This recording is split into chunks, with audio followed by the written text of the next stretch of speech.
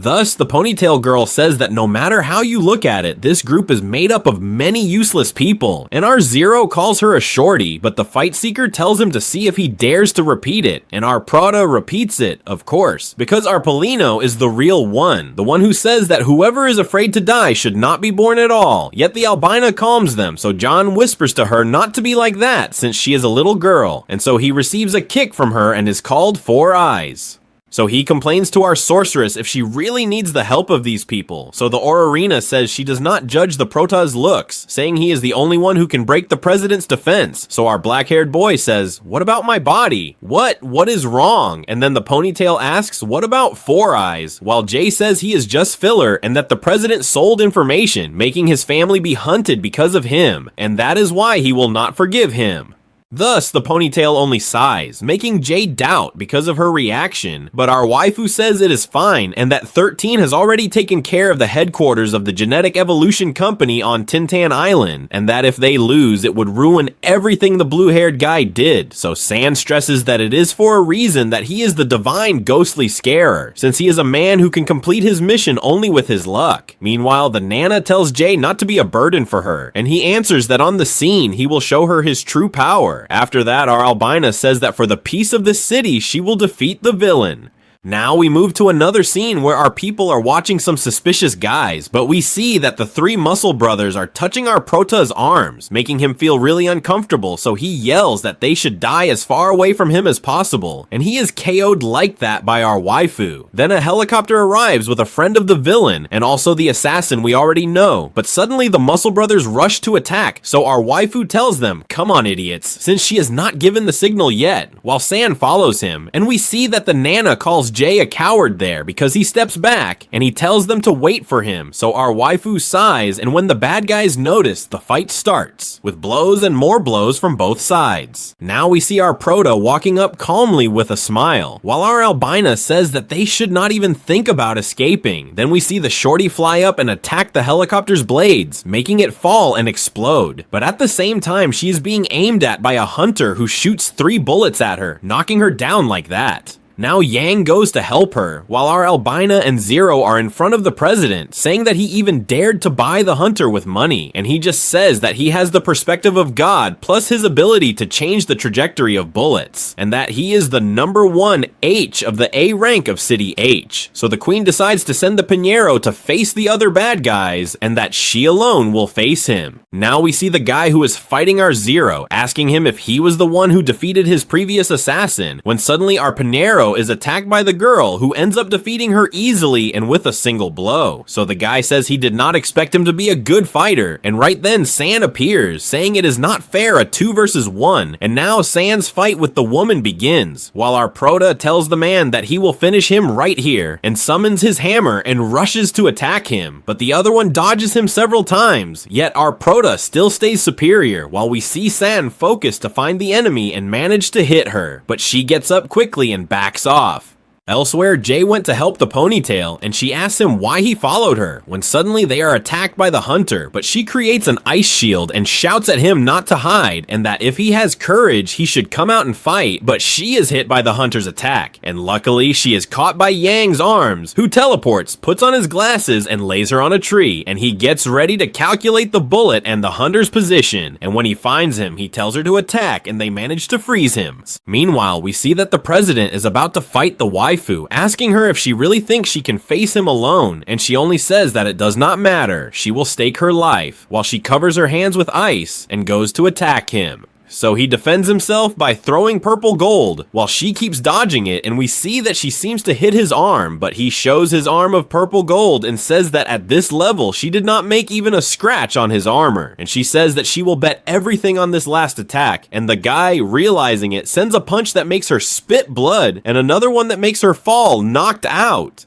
Now we return to Yang, and we see that the hunter already knew the whole plan, so he locks the Nana in an X-Force field and kicks Yang, sending him flying, and he tells us that setting bait is the basis of a hunter, and he steps hard on our Glasses boy, calling him naive. Then the Ponytail asks him why he has the X-Force field, since that is only used by the government to imprison criminals, and he tells us that it was a gift from that rotten president, and that it was also modified and improved by the Genetic Evolution Company. In another part of the fight, we see that the girl manages to strike San with her sword and says that for them there are no heroes, while we see that our Prota says job finished and ends his opponent. And in another part of the fight, the villain grabs the Ice Witch by the hair and demands that she surrender, but she spits in his face and says that even if she is defeated, someone else will take care of him. The president asks her if she means the group of weaklings like the Prota. This offends the Albina, and she tries to attack again, but he defends himself and knocks the waifu down to the floor again, telling her that they are a bunch of improvised, wrinkled brats and are a joke to the heroes. Meanwhile, on another side of the battle, we see the protagonist defending himself from the attacks of the kindly old orphan killer with the legendary hairstyle, being cornered by the ninja girl, and likewise the little Nana trapped in the plasma prison, watching how they give the beating of his life to the glasses boy.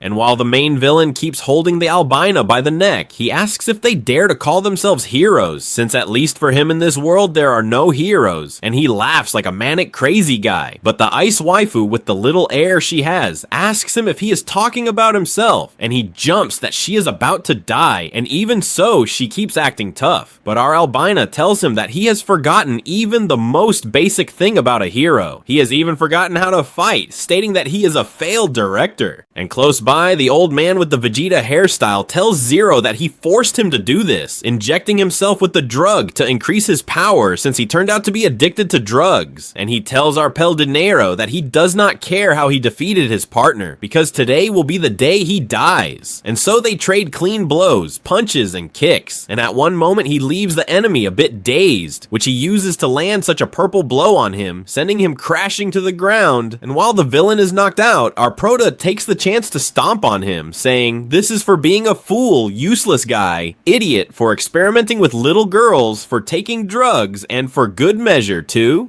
And on the other side, San wants to talk with the ninja because he wants to recruit her, offering her 5 social insurances per month, plus a housing fund, working in his formal company, so that this way she will no longer have to assassinate anyone. But the girl still refuses, so he notices that she is actually being forced. So in his flirty mode, he tells her to come with him, since he can give her a new world, a new life, and a better salary too. But she calls him a coward and says everything he says is nonsense because he is about to be killed by her, and that is why he is begging for his life, Mr. Pervert, and that he should not even think he will deceive her. In romantic mode, he tells her that if she keeps like this, she will walk the path of death, since someday she will be captured or killed, and that anyway it is not a good end for someone as pretty as her, and no matter how many missions she completes, she is only delaying her death. Now in serious mode, he asks her if that is the life she wants, and he understands that maybe in her past life there was no hero who saved her, but now she has one in front of her, and getting close to her even though she has a knife, he asks her if she wants a hero or prefers death. And so the assassin ninja gives in to the charms of our handsome hair guy, and we do not even know how, but she ends up crying on his chest, while on the other side they keep beating up the glasses boy right in front. And although the Nana screams and screams, the villain tells her that right away he will send her to hell too so she can accompany him, while he keeps stomping on the poor little guy.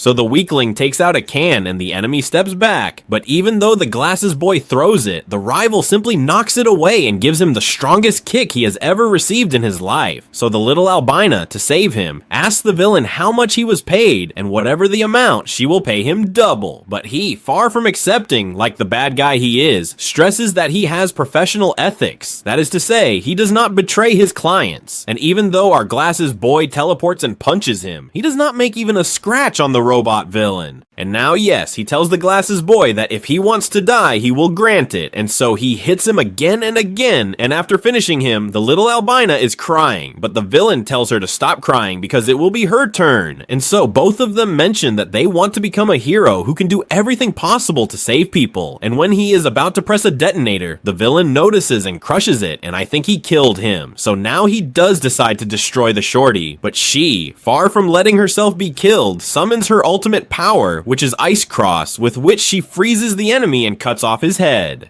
And there the main villain realizes that his assassin partner has died, while the Ponytail holds the dead body of our glasses boy. And there the Albina, with great effort, says that now is the time for the counterattack, but the scoundrel just mocks her and says that with everything she has done today, she should not expect to go back uninjured and alive. But she reveals that she came well prepared, activating her batch of ice magic, freezing the villain instantly, but the guy mocks her because he says, "What will you get with this, since he can break free right away?" But there the Albina reveals that she simply wanted to stop him for an instant. Thus, she inherits the name of our protagonist, that is Lin. Yes, that is Zero's real name, and arriving faster than Flash, he knocks the villain away with his hammer, lifting like a true gentleman the wounded damsel. And there she points out that the power of his strike has surpassed all the expectations she had of him. But the drug-addicted villain injects himself with the power drug, and our Zero wonders if now it is fashionable to drug yourself to fight, so the villain becomes an enemy of S rank, and without wasting time, he throws some spikes, and although they both manage to dodge them, the superbad villain throws spikes again at the Albina, but our Zero protects her with his shield and mocks the villain's power, asking him sarcastically if that is the power of a true S rank. Then he rushes to give him a tremendous hammer blow, and with everything on the ground, Lin asks him if he also is S rank, so he asks him how he could hide from the association's exam, but our Fanta simply says what would that be, since as far as he knows, the association only assigns the ranks. So the angry villain tells him to stop pretending and moves fast behind our Prota, but when he tries to hit him, our hero simply dodges quickly, and like that several times, leaving him looking slow. And in that moment, Great Zero holds his attack with a fist, and now he tells him he will show him a bit of his power. So he lifts him to the sky, and there the villain tries to throw spikes at him, but he dodges them easily and gives him such a hammer strike that it causes an explosion of the particles it produces. And when the bad guy falls, our protagonist also falls, although he clarifies that he controlled his power and simply did not kill him. And there the Albina asks him if he is actually S rank, but he just says they did not do the right test and that only heaven knows the truth. Relieved by his strength, she knows bait was not needed, and our Prota jokes that from hate to love there is one step, so the assassin ninja blushes and throws our handsome hair boy to the floor, a move only millionaires use. Bleeding, he lies there. She looks at the Albina sadly, but the sorceress says she is not mastermind and that Linya beat main villain, so he will decide. The handsome hair begs to keep the ninja, so the heroes say she only has to invite him to eat, and he lets her choose everything, and Zero shouts, "Long live the millionaires." Then the Ponytail arrives with the dead man. Some are in hospital, News ignored them. Albina flirts, says got training, but the Prota says he needs no training, so the Ponytail says he is strong, but not enough to beat the Double S family.